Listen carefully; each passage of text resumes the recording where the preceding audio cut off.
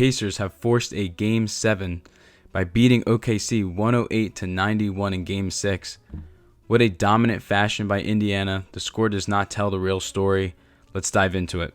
Another game of the Pacers just being the more relentless team and the hungrier team.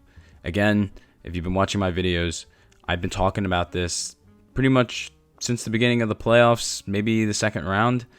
The Pacers are so deadly because of what they can throw at you. Constantly just having different guys step up. You really don't know who's going to go off that night. And it's not even like Haliburton's, their primary scorer at times, and we saw that last night. It's just such a hard team to predict because, again, you don't know who's going to step up. You also don't know if they're going to step up as a team. We've seen this team be off on certain nights. Again, I always have been thinking about Game 3 of the Knicks series where they could have gone up 3-0, or Game 5 where they could have put the Knicks away. We've even had a couple games like that as well with the Cavs series. I think it was Game 3 or Game 4. I can't remember. Where, again, they could have gone up 3-0. They didn't. Again, things happen. This is basketball. It's never going to be that easy. But last night was one of those nights where it was like, wow, this is why this team is forcing a Game 7 in the NBA Finals. Even when you doubt them, even when you sleep on them, they continue to impress and they continue to shock you. And just so much credit to Indiana. Obviously, at this point, as you guys know, I've been respecting them, but they still are shocking me in these interesting ways of just being such a unique team. I don't think I've ever seen a team like this before in my years of watching basketball, and I've been watching the NBA since, I would say, about 2014, 2013. So obviously, I haven't seen everything, but this is by far one of the craziest runs I've ever seen in basketball. And just overall, the way this team plays, they're never out of the game. And don't let them get hot, because when this team gets hot, they are untouchable. They quite literally will just burn through anything in their way. And that's what they did last night to OKC. And I talked about the team being relentless. Again, we saw that last night. 6 players scored 10-plus points. Again, you just never know who's going to be the one that's going to step up. And my biggest thing heading into Game 6 was, how is Haliburton going to look? We didn't even know if he was going to play. Thank God he played, because I was in the camp of being like, dude, I don't think you should play if this injury is that severe as they were reporting it was. They're saying this is a potentially a multiple week thing just to heal from. But he stepped up, and I want to give credit to him. He's a warrior for playing last night. And he didn't have a performance like he did in Game 5. He played, in my opinion, pretty well. Not necessarily the best shooting night, but the fact that he had his three-point shot there and was just a threat again was so crucial for this team. He also was doing a couple good things here and there with some decent assists. And again, still doing well on defense. But when we look at the scoring for everyone, including him, Haliburton with 14 points, Nembhard with 17 points, Nesmith with 10, Siakam was 16. He also had 13 rebounds and that insane poster dunk, which was just nuts. Absolutely nuts. That was the definition of catching a body. That's one of the best dunks I've seen in the finals that I can remember. There aren't too many that are coming to the top of my head off the top of this, but man, I mean, just what a dunk by him. What a dunk by him. That was beautiful, and a beautiful pass by Haliburton as well. And then, of course, Mr. TJ McConnell with a cool 12 points. He did really well. He even had 9 rebounds as well. Like, what? It's TJ McConnell.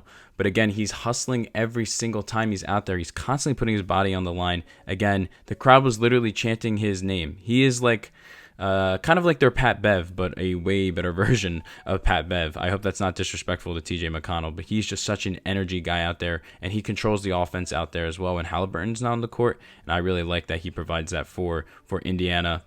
And then, as I mentioned, you don't know who's going to be the leading scorer because you don't know if Haliburton's going to do it. Well, it didn't matter last night. You get 20 points from Obi Toppin, who I've been singing his praises throughout this playoff run, has continued to develop into just a great player overall. He's not just a guy that's just going to run and dunk. You can't leave him open because he will start to cash those threes like he did last night. So Obi Toppin with 20 points as well. And again, it just shows when you have 6 guys scoring 10-plus points, it's very, very hard to beat them in any game. So credit to Indiana for being as relentless as they are and continuing to win off of being the team that they are. And again, they aren't hiding from who they are. They're not going to switch things up. They're going to be that team that is high pace, running quick, shooting threes, holding onto the ball for a max 2 to 3 seconds, always looking for either the guy that's cutting or the guy that is open for three. That's just what they do, and that's the Indiana Pacers brand of basketball in 2025. Now let's talk about OKC's woes. 27% from three, and when OKC usually struggles from three, they don't usually win. Though obviously they're not the best three-point shooting team, which is at this point an anomaly. You don't see that this much in the modern NBA. But still, when you shoot 27% from three in a closeout game, it's just not going to go your way. Also, 21 turnovers to only Indy's 11. Yeah, you're usually not going to win a game when you're having 10 more turnovers. So they looked a little shaky last night, especially to start off the game. I think Shai himself had 3 turnovers in the first quarter. You don't want to see that, so you got to clean it up. Again, it feels like both these teams have struggled with turnovers at times, but also both these teams are very good at forcing them. So it's just kind of almost a push and pull type of thing with these turnovers. But man, they can be such a big deal because you're just giving free points away. It's just how to lose in basketball 101. So that really killed them as well. And then, of course, the bench was just better for Indiana. The bench was just better for Indiana by far. The stats are misleading a little bit. I think they said that Indiana only outscored them by 10 points off the bench. Yeah, that's probably because of all the bench guys that came in the fourth quarter for OKC. There was a point where I can't remember the full numbers, but it was astronomically bad. They just didn't really have anything going. Even some of the starters, which we'll get into, they didn't have that great of games. And when you don't get a lot of bench scoring from your main bench guys, and then you also lose the turnover battle by 10, it's just a recipe for disaster. And it's no shock that OKC lost the game with all those factors combining into one. Now to talk about the players. Shai had a rough game. Wasn't really his thing. Yes, he had 20-plus points, but still, it just didn't feel like it was very dominant. And again, I talked about the turnovers. He had 8 turnovers last night. You can't be doing that, man. You can't be doing that. It just felt like he was a little stiff, especially, like I said, 3 turnovers in the first quarter. You just can't be doing that. Felt like he was forcing his shots a little bit as well. But he still had a decent night, but nothing to write home about. Chet did not have a great game.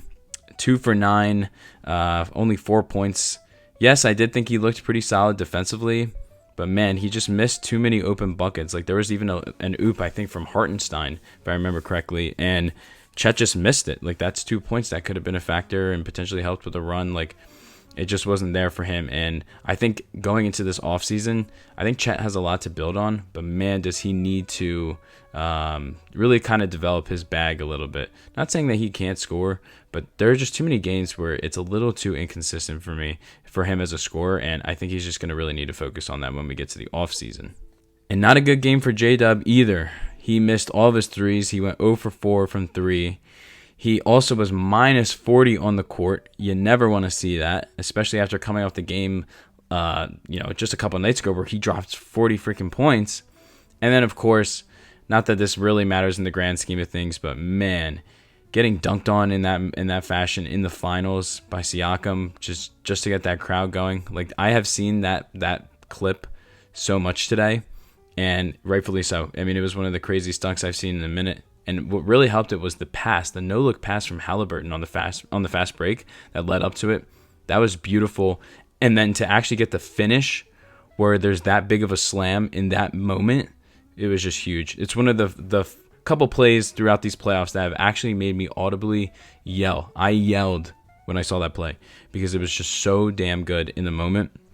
And I just loved it. I don't know. That's just loving basketball. So, it was just crazy to see that in the moment. But yeah, not a great game for if you want to call them the big three for OKC. And then again, the turnovers, the lack of scoring from the bench, just a combination of all these things coming together and just not being overall as focused as they need to be. It's going to result in a loss, and that is why they lost last night. Now to talk about the Game 7 that we have this Sunday. Man, I am just in a shock almost.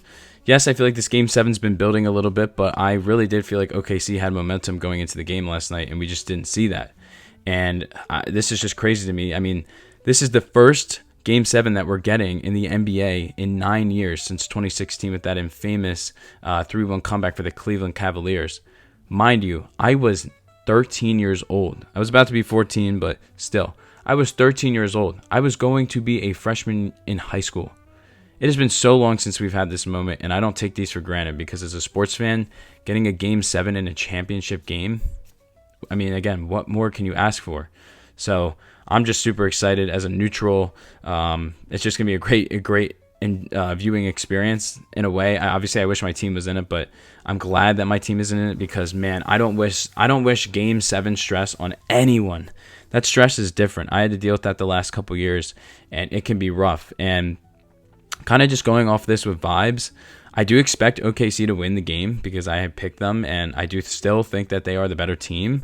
But man, they just played with their food again, and it just feels like Indiana doesn't have as much pressure on them. And I think rightfully so, because obviously going into the playoffs and even going into the series, OKC was favored. OKC was the better team all year. It's expected, but it just feels like there's a little bit more pressure on OKC now because they didn't close the game out in Game 6. And now, again, the Pacers are playing with this momentum, especially after coming off this huge home win. Haliburton obviously looks good enough to play. I'm just worried about how OKC is going to play. I think they're 100% going to respond, but it's more about just the overall vibes of being in that building. And this really makes me think of, because I'm a Sixers fan for context, I think about Sixers-Hawks Game 7. It was not the finals, excuse me, but still, if the home team is not doing good or is just doing okay in a Game 7 at home, that can really throw the crowd off. And I just remember, I wasn't at the game, but how uncomfortable I felt watching the Sixers play the Hawks in Game 7 and just seeing how uncomfortable the crowd was. Also, that was the infamous Ben Simmons game where he passes up a freaking dunk on Trae Young. And he couldn't shoot any of his free throws, but regardless, I just think about like, okay, OKC has showed us that they can get a little tight at times, and this is about the tightest situation you can be in sports. This is do or die. There's no do-over after this. And this is stuff that's going to live with you forever if you lose this game. So I'm curious to see how they respond. I want to see how that crowd's going to be because, are they going to get tight if there's potentially a early Indiana lead or Indiana goes on one of those runs? Like, I just want to see how does the crowd respond and how does OKC respond? Because I just feel like, again, we've seen it through the playoffs. Indiana has just played this free-flowing basketball all playoffs these last 2 months, and I don't see that changing going into the biggest moment. But again, OKC is the team that gets a little tighter, and I'm just curious, how are they going to respond? And just touching on what this championship would mean for both teams. For OKC, I think it would cap off just a fantastic year and just this overall rebuild process. Again, they've been rebuilding for years. You get Shai in the Paul George trade. You would just be capping off one of the best rebuilds in NBA history, and we'd start having discussions of, okay, how many championships can this team win? I feel like they would be in the same conversation as the Boston Celtics were last year, where it's just like, okay, can they get another one? But we'll have to see, obviously, if, of course, they got to win it. But I just think it would be huge. It would be huge for Shai's career specifically, getting an MVP, winning the finals as well. It's really hard to take that away from him. And I think if they're going to win on Sunday, I think he's going to have to be the best player that night, or at least drop a good 30 points. I could see him winning finals MVP if they do win the series. So I think it would be huge for OKC, of course, and that's what I think would really happen for them.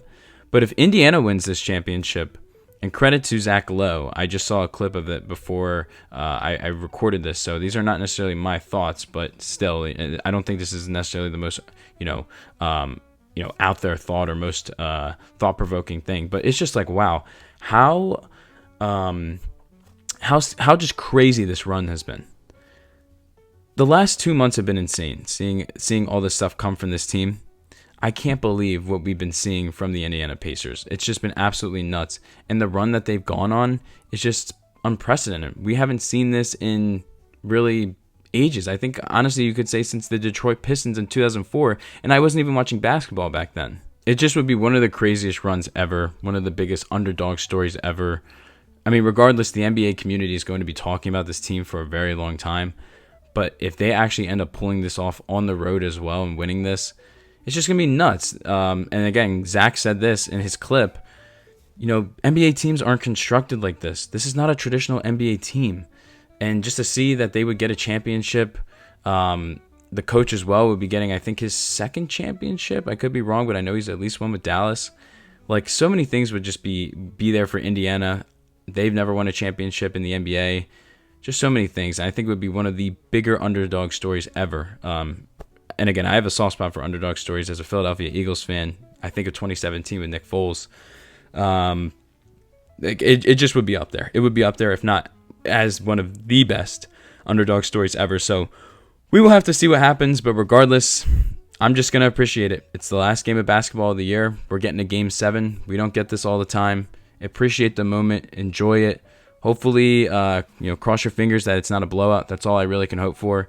And that we get a great game. And regardless, either OKC is going to cap off one of the best rebuilds ever, or we're going to see one of the best underdog stories ever. So really, in my opinion, no bad results here. Just super, super excited for it on Sunday.